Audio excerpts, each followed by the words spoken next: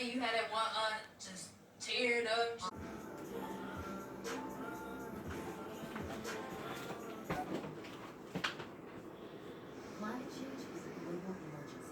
Excuse me.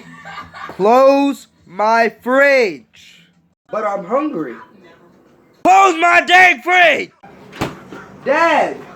Yes? I'm hungry. Then eat then. I need to open the fridge to get the food. Then open the fridge. Okay.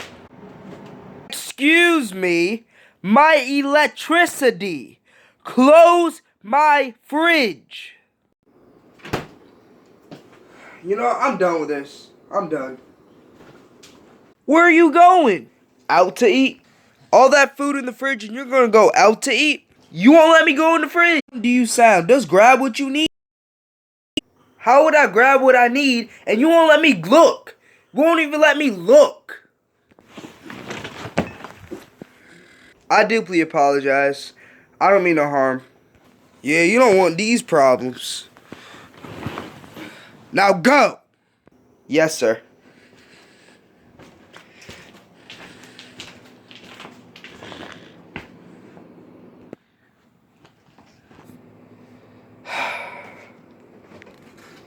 Close my damn fridge!